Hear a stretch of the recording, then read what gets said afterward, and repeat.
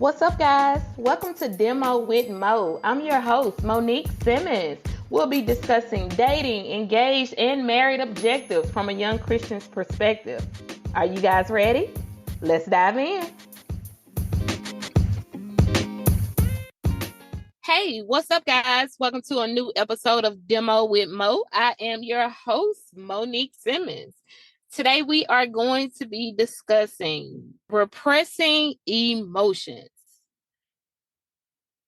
Spoiler alert, spoiler alert. If you have not seen Inside Out 2 yet, you may want to pause this episode and come back to it later because I will be discussing some things from Inside Out 2. So, spoiler alert. Now, you have been warned. I do not want to ruin it for you. It was an amazing movie, and I do not want to ruin it for you. Today, we will be discussing repressing emotions. And what does that have to do with Inside Out 2? If you have seen it, you know the answer to this question. And if not, we're going to go ahead and jump right into it. So, this past weekend, if you're listening to this live, this past weekend, I took my youngest daughter, Miss Zoey, to see Inside Out 2. And for those of you who know, I have an older daughter as well, a teenage daughter. The plan was to take her originally, but she was out of town for a basketball tournament with her dad. So I had to take baby girl because she had saw the previews of it while we were previously seeing another movie. And I promised that I would take her. And if I'm being honest, don't you guys tell her this. But I wanted to go see it by myself. I had heard so many great things about it. I heard a lot of things about this new character, anxiety. So I really wasn't sure how I was going to do for a 4-year-old, but it worked out very well. She watched the first 45 minutes to an hour and she ended up falling asleep after eating a junk load of popcorn. So it worked out very well for me. Inside Out 2, I highly recommend this movie. Highly recommend. And if you have not even just teenage daughters, even though the main character in the story, who's a teenage girl, her name is Riley, even though the main character is Riley, a young lady, I even recommend you taking your teenage young sons if you have them. I really recommend this movie. I do. And even if you don't have children, I recommend you going to see this by yourself. This is a great date night movie as well. Hear me out. Hear me out. I know it's not the most romantic. It ain't nothing you probably going to be booed up or cuddled up watching. But I promise it's a great discussion starter to have in your relationship. I plan on having some combos with my husband about it soon. It's just great overall 10 across the board from me. Seriously. I thought it was so good. I wanted to come and talk about it with you guys on the podcast episode. The main character, Riley, she is becoming a teenager and she is now experiencing some new emotions.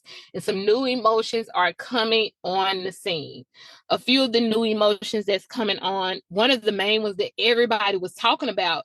And they talked about it so much that even before I went and saw the movie for myself, I was thinking that it was going to be like the only one that they kind of focused on the whole entire movie. But that wasn't the case. So I just want, if you thought like me, I just want to let you know that is not the case. They're going to also talk about other emotions. But anxiety was talked about so much, I was thinking that was the only emotion that they were going to focus on. So anxiety is one of the emotions that was new on the scene. They had embarrassment. They had boredom. And there were a few others. And joy, who I'm just going to go ahead and say I relate to so much. I mean, so many people were relating to anxiety. And again, I kept hearing about anxiety so much and so many people talking about it. But when I went and saw the movie for myself, the person that I kept relating to that stood out to me was Joy. Like Joy was like, girl, you understand me. Like Joy had a moment in the movie where she like kind of like goes off on the other emotions, the ones who've been there, the originals is what I call them, the ones who've been there from the beginning. And I'm not going to give you guys everything, because if you're still listening to this and you haven't seen it, I really want you to go see it. I'm not going to give you everything, but she has this moment with them when they're searching for the back of Riley's mind, and they're getting lost and she's getting frustrated. And with Joy, she's always optimistic. She's always believing for the best, hoping for the best. That's just who she is. She's Joy. Her emotion is joy. She's always going to try to believe the best. She always has a smile on her face. That's just who she is. That's what she embodies. That's her character. That is her emotions. That's who she is. But she has this moment where they're all getting so frustrated, and they begin to like try to like tear her down, basically. Like, you don't know what you're doing. We're lost, because she's like the leader, unspokenly, like she's the leader of the bunch, and they're following her. And they've been following her along this whole day, and they're trying to figure this thing out. And she doesn't have it all together, but she's trying. She's always continuing to try. And they begin to say all of these negative things, and Joy gets to the point where she has enough. And she said, do you know how hard it is to always try to be optimistic, to always try to see the good, basically? And this is my summarization. And she's just like, do you know how hard that is? You think because I'm Joy, that it's just easy being Joy? Do you think this is just easy to always try to see the good, to always believe for the best? Do you think this is easy? So that scene, my daughter is asleep by this time, because everybody was like on social media and TikTok, and I was seeing all the videos and commentary after I saw the movie. People were having all the commentaries and videos about how they felt and who stood out to them and who they related to. And everybody was saying how at the end, there is a specific part with anxiety, and that was the piece that stood out to a lot of people. But for me, because I related to Joy, it was the part where Joy finally like had enough of all of their negativity and all of their negative comments at her, even though she was continuing to try over and over and over and be optimistic over and over and over and try to see the best and believe the best over and over and over again. Where it was like she had enough. That was the part that like, yes, Joy. Yes, Joy. I feel you, Joy, because I felt her. Like, so many people had that revelation in that moment where they could relate to some emotion in that movie, because that was the beautiful thing. It was so many emotions and so many different characters that I don't care where you are in the world, who you are, what you've been through, what you've experienced, what age you are. It's some emotion that you can relate to. There was disgust, there was sadness. I mean, there were so many different emotions. There's going to be one that stands out for you, that's going to make you be like, yes, that's me. That's where I am. That's how I feel. You get me. You understand me. And for me, that was Joy. I felt Joy. I understood Joy. I related to Joy. And this is not even what this episode about. I just went on a whole rant about that, because that's how good this movie was. You guys, you have to go see it. You have to go see it. You have to go see it. You have to go see it. But we're talking about repressing emotions. So one of the things that was going on with Joy, Riley would have, just like any of us in life, we're human. We have beautiful moments in our lives, great times with our families, happy moments, things that make us laugh, great things. We all love times like that. But also with life, you have sad moments, times where you're disappointed, you're hurt, you're disgusted, you're let down. Somebody does something to hurt your feelings, or you may not pass a test, or someone dies in your life, or you just experience things that are not so good or don't feel so good. And I know some of you are listening to that and you're like, Yeah, you know, and some of you may be even experiencing some of those things that I just said right now, or you have experienced them, or you will one day, because that's life. We're human, and that's part of life. The issue was in this movie with Joy, what Joy would do whenever Riley experienced the not so good things, the unwanted memories, Joy would get rid of them. And Joy's way of getting rid of them, she invented this one-way mechanism to like shoot. They had like these balls. It's shaped like a ball, and it was different colors. And for the unwanted memories, the bad things, the negative experiences, they were orange. And this is very important because each ball was a color. But these negative experiences, these unwanted memories, they were orange. So what Joy would do after getting a good amount of orange balls, because all of us are going to have a good amount of orange balls or get up unwanted memories or experiences in our lives, things that, hurt us, disappoint us. We're going to experience that. But after Riley would get a good amount of these things to happen, what Joy would do, she would gather them all up, gather all these memories all up, and she would shoot them off in this little invention that she created on this one-way express, like this little tube that would shoot the memories off. And it's specifically, you specifically need to know it's one way because they can't come back. Once she shoots them off, they're gone. They're gone basically forever. So Joy kept all of the good things, all of the pleasant things, all of the happy memories, but she got rid of all of the unwanted memories. Anything that would remind Riley of anything bad that ever happened in her life. She would get rid of all of these things. And her reason for doing this, she didn't want it to be a part of Riley's core memory. Her core memory being the things that made her who she was, like her core values, the person that she would come to be, those things that make you who you are, those things that make me Monique, those memories, those things that I vividly remember from my life that make me who I am, that make me believe the way I believe, the values that I have, the morals that I have, the things that make me who I am. So Joy would get rid of all of these things. So Riley hits puberty. And when Riley hits puberty, the new emotions that I told you guys about in the beginning of the episode, they pop up on the scene. And one of those emotions was, guess who? Anxiety. The one I told you everybody has been talking about, and I'm sure you've heard about anxiety by now. This movie has been out for a little while now, so I'm sure you've heard about good old anxiety by now. And guess what color Miss Anxiety is? She is orange.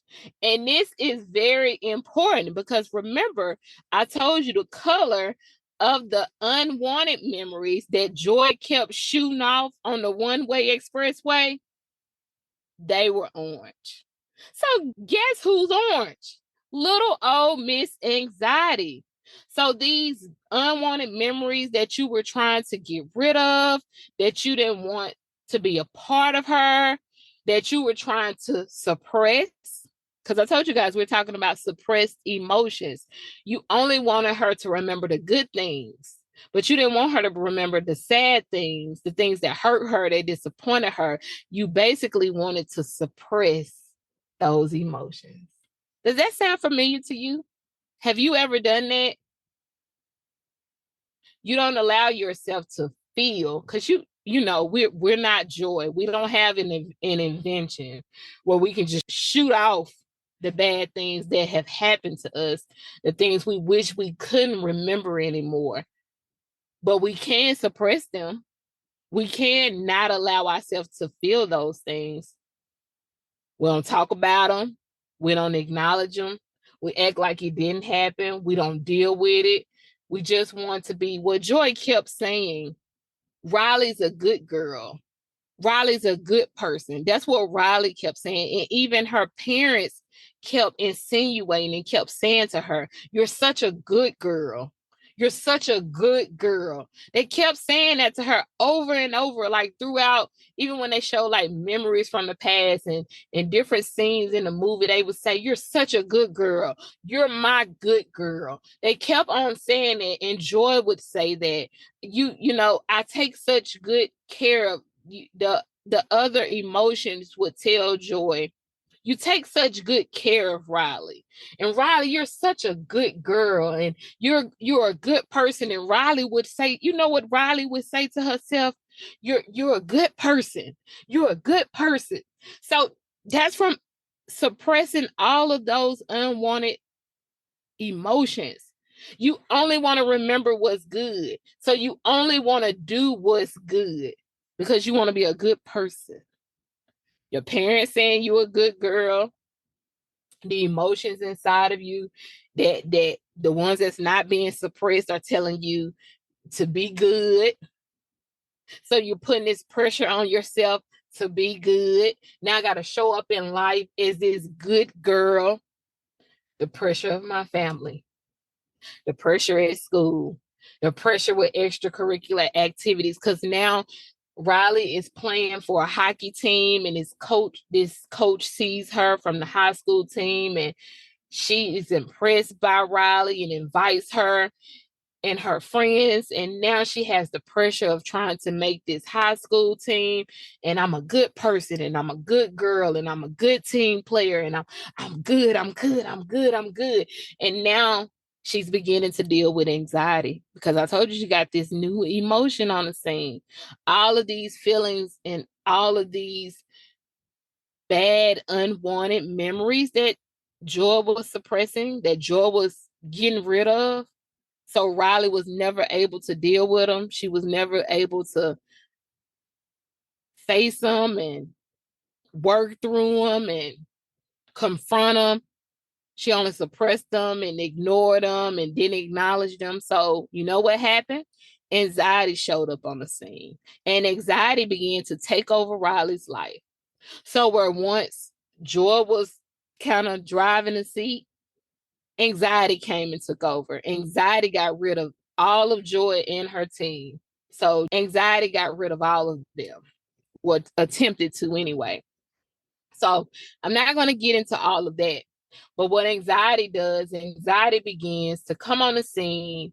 And with anxiety would think about all of the things that could happen in the future. So it's not even happening. It's not real. It's not happening in real time, in the moment. Anxiety would think about all of the things that could happen. Anxiety would literally think about 50 different scenarios of what could happen in Riley's life. And she would try to work every scenario of what could happen in all 50 scenarios. That's how anxiety works. Anxiety doesn't go by what's real and what's happening now, but let me solve what could happen. And what could happen is 50 different things, and I need to solve all 50 things. So anxiety began to take over, and anxiety didn't like Joy, because Joy says, well, that's not happening right now, and that might not happen. So let's not worry about that if that's not happening. But anxiety is like, no, that's not how we're doing it anymore. She's getting ready to go to high school, and she needs us now. We can't do it the way you've been doing it anymore. Okay? So fast forward. Anxiety takes over, and things begin to fall apart in Riley's life, because she can't be perfect. She can't be this good girl that she kept telling herself that she was, this good person. And it's the same for us. We can't be good, perfect, get it all right. That's not how it works. So Joy and her friends, the other emotions, the originals, they began to try to save Riley. They see how everything is falling apart, and they began to try to save Riley. And I mentioned to you guys earlier how they were trying to get to the back of Riley's mind so they could take over and get anxiety up out of there. and how Joy basically went off on the other emotions. Okay. So they went through all of that. And they get back to the main center. There's so many things that happen. I'm not telling you. I'm getting to the point of repressing emotions. They get back to the main center, and anxiety has lost her mind. Literally. It looks like because she's going so fast and working through so many scenarios and trying to do like a million things at a crazy speeds. Like it looks like a tornado is going through the main room that they're in. And all of the emotions, even the new emotions that came in with anxiety, they're all worried about anxiety. They're all looking at her like somebody needs to get her, because anxiety is controlling the control board. There's a control board that whichever emotion is touching the control board, this is the emotion that Riley is reflecting in her life. So if joy is touching the control board, Riley is reflecting joy in her life. That's how she's presenting herself in life. If disgust is touching the board, Riley is reflecting disgust. Maybe she ate something disgusting and she didn't like it. That disgust would be on the control board. So this is how the control board works. Well, anxiety is on the board, and anxiety is losing it. She is going around that control board like a tornado. She's touching every piece of board, and it literally looks like she is a tornado. Have you ever seen a Tasmania devil? This is what anxiety looks like going around this board. Every time somebody tries to get close to her, it knocks them back. That's how fast she is going. Well, after attempting multiple tries, Joy finally gets in. Now, this is the scene of the movie that everybody has talked about. Everybody has talked about it. And you have probably heard it from different perspectives. You've probably heard it from the emotional side, the scientific side, even from Christians and believers. They wanted to shout in the theater. I'm just telling you, you probably heard it from everybody's point of view. Okay, so this scene is when Joy finally gets into anxiety at the control board, and you can still see anxiety whipping around the control board, whipping, but anxiety is stuck.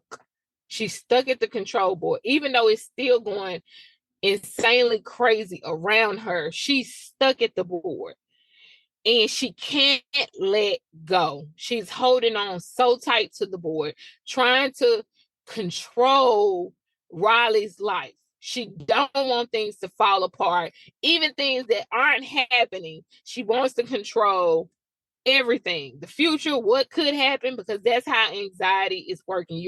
You're worried about every outcome, what is, what ain't, what could be. Anxiety is just, she's stuck. She just can't let go. She's stuck in a zone. She can't hear what's going on outside of her. She can't see what's going on. She's just stuck in a zone. Well, Joy gets in there, and Joy says, anxiety, you gotta let go. And anxiety doesn't hear her. And Joy says, anxiety, and I'm paraphrasing. You got to see it for yourself. It's just so much. It's just so much. Joy calls her name, anxiety. And at this point, Joy, it's like Joy's breathing slows down or something. Like everything slows down. Joy was like, anxiety. I think that's why the Christians got so excited at this part. And when she says it, a tear begins to fall out anxiety's eye. This is like the moment where she finally hears Joy. And Joy said, you have to let her go. And anxiety lets the board go. And they're finally able to do that. They were trying to add this piece to the machine that made Riley's core beliefs. That it's a whole thing. But it was this piece for her core beliefs. Because you remember when I told you guys earlier when I started out, how Joy would get rid of the unwanted memories, the bad things, because she didn't want those unwanted memories to become a part of Riley's core beliefs, which is what makes us who we are and what we believe, why we believe, our values, just makes us the individual that we are, our core beliefs. So something that I left out that's important, when anxiety went into the control board, she broke the core belief. Like, but it looked like a little trophy is what it looks like. And anxiety broke it because she went and started adding those unwanted memories that Joy got rid of. She went and got those unwanted memories that Joy originally got rid of and started adding them to Riley's core belief. And it created this new little trophy of core beliefs because now it had the unwanted memories that Joy never wanted there. So when Joy got back to the control room and got anxiety to let go of the control board, she put the original trophy back. And I'm sure y'all, trophy is not what it's called, but rock with me, rock with me. She put the original trophy back of the core beliefs, the one that she originally had, with just the good memories. She got rid of the one that anxiety put up there, okay? So anxiety is laid out on the floor. She's tired. Anxiety has been all over it. Like, she's been worried and stressed out, and you could just tell. They just portrayed this so well. Like, she's literally on the floor, out of breath, and she's talking, but you can tell she's like talking barely with any breath. This is how she's talking. And she says to Joy, as Joy is ready to replace the trophy back the way it originally was, she tells Joy, she says, "I'm so sorry. I was only trying to protect Riley," which is what anxiety was trying to do. She was only trying to protect Riley. And she says, "You're right. We can't control who Riley will be." And it was at that moment where Joy realized the same thing she had just accused anxiety of doing by telling her to let her go. You can't control who Riley would be. She realized at that moment, they have this moment, like you can tell where the light bulb came on, and all of these past memories come up for Joy, where it showed like all of the things that she had been doing in the past to control Riley, who Riley would be, even though she's Joy, even though she's doing it in a positive way, basically protecting Riley the same way anxiety was protecting Riley. They're all doing it with great motives. They all was doing it for the benefit of Riley. They both had the same goal in mind. They had this moment where they were showing like all of the things that Joy was doing to basically control who Riley would be. They showed where she got rid of all of the unwanted memories and how she tossed them on the one-way express, and how Joy was saying she's a good person and that good girl. They were like showing all these past things that had happened to show how Joy was also trying to control who Riley was be. But Joy way of doing it was making Riley a good person. So she thought it was okay because she was making Riley a good person. And in her making Riley a good person and her trying to suppress all of those unwanted memories and all those hurtful times and disappointments and those feelings and shortcomings, and trying to be a perfect girl, a good person, all of that pressure and added stress on Riley to hold up some standard, it created anxiety.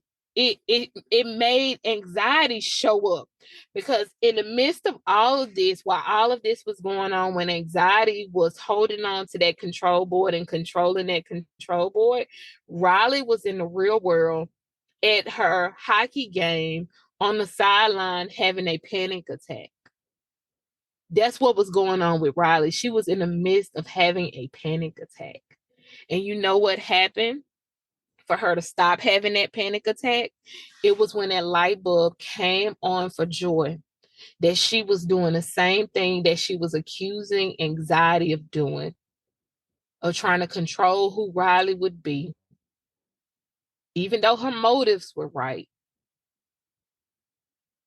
But she was trying to control Riley by only allowing her to keep the good memories, not allowing the bad memories, the bad moments, the hurts, the disappointments, the things that would have a negative impact on her life, trying to get rid of those things. But all of those things make us into who we are supposed to be. Those things have to be a part of our core belief as well. So in the midst of us trying to suppress those negative things that happen in our lives, those things that hurt us, those things that we didn't like, that didn't feel good, that we didn't want, that we didn't like experiencing, but we want the good, all of that makes us into who we are. All of that shapes us into who we are supposed to be. All of that creates the person that you want to see looking back at you in the mirror. So when that light bulb came on for Joy, she didn't change that trophy out. She let the core belief turn into what it was supposed to be. A combination of all of the emotions, all of the memories. So what Joy did, she began to hug that trophy. And I even hate to even keep calling it a trophy, but that's what it looks like.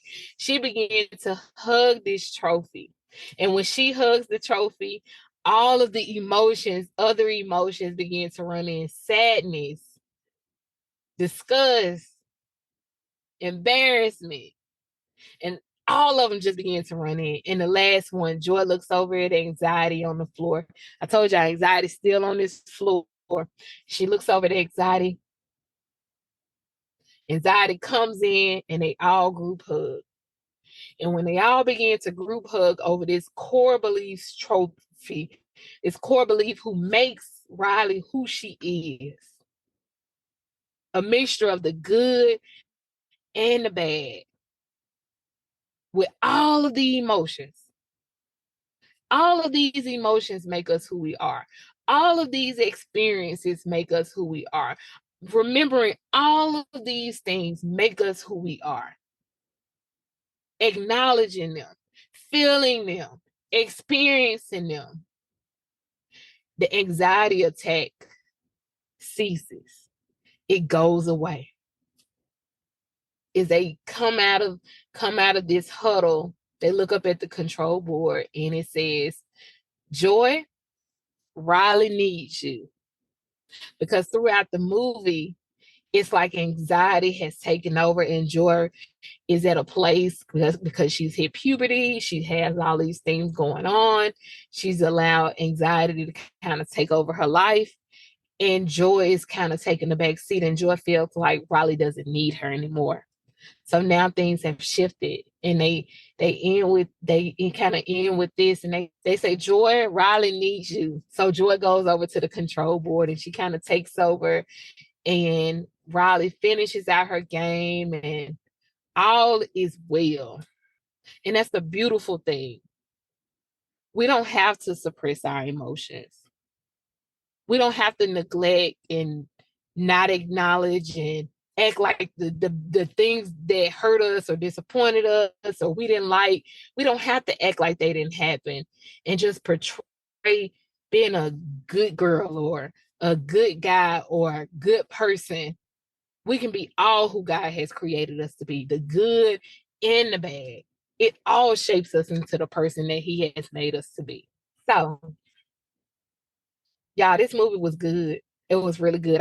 I'm going back to see it, take my oldest daughter to see it.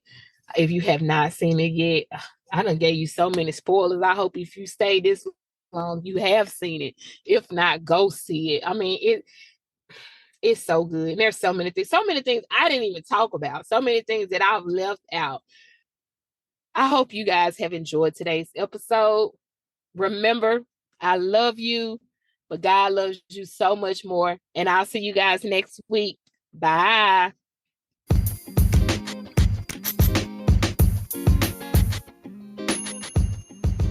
I hope you guys have enjoyed. Follow me on Facebook at Demo with Mo. If you have any questions you would like answered here live on my podcast, email them to me at demowithmo@gmail.com. That's DEMOWITHMO@gmail.com.